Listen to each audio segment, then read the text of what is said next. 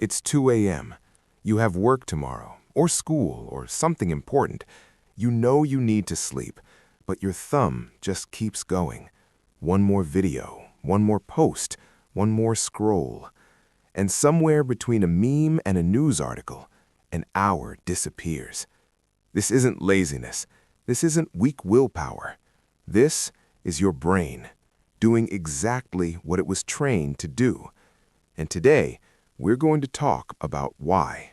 Here's what's actually happening inside your brain at 2 a.m. During the day, your brain runs on a tight schedule, tasks, decisions, responsibilities. But at night, that pressure lifts, and your brain, finally free, starts chasing one thing: dopamine. Dopamine is the chemical of what's next.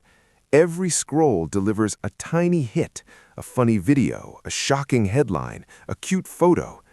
Your brain doesn't care if it's important. It just cares that something new is coming. Scientists call this variable reward, the same mechanism that makes slot machines addictive. You're not scrolling because you're enjoying it. You're scrolling because you can't stop waiting for the next good thing. But dopamine is only half the story. There's a psychological phenomenon that researchers now call revenge bedtime procrastination. Here's what it means.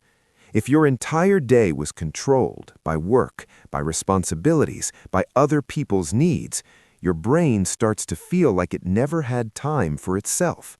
So at night, when everyone is asleep and nobody needs anything from you, your brain quietly rebels. It says, "This time is mine," and it refuses to give it up, even at the cost of sleep. People who are high achievers, people pleasers, and overthinkers are especially vulnerable to this, because their days are so full of giving that their nights become the only space they feel free. Scrolling isn't the problem. It's the symptom of a brain that never got a real break. Now, here's where it gets darker. The more you scroll at night, the worse your sleep becomes. The blue light from your screen tells your brain it's still daytime, stay awake. Your melatonin drops, your anxiety rises, and now your brain, already tired, starts overthinking. That embarrassing thing from 5 years ago? Back. That email you forgot to send? Back. That conversation you keep replaying? Back. So what do? You scroll more to escape the thoughts, and the thoughts get worse because you're scrolling. This is the 2 a.m. loop, and millions of people are trapped in it right now, tonight, as you watch this. So what breaks the loop? Not willpower. Willpower is almost completely gone by 2 a.m. Science confirms this.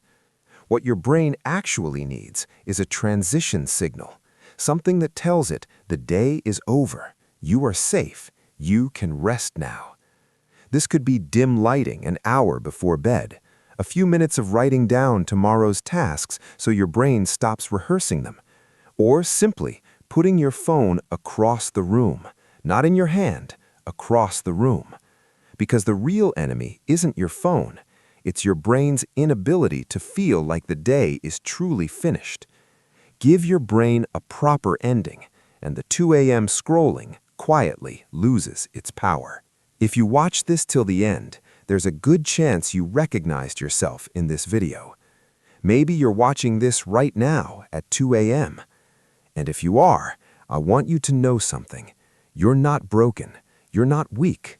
Your brain is just doing what brains do, looking for relief, looking for a reward, looking for a moment that belongs only to you. The first step to changing a pattern is understanding it, and you just did that. If this video helped you see yourself a little more clearly, hit subscribe, because every week we break down the psychology behind the things you do, feel, and experience, but never have the words for. Your brain deserves to understand itself, and we're here to help it do exactly that.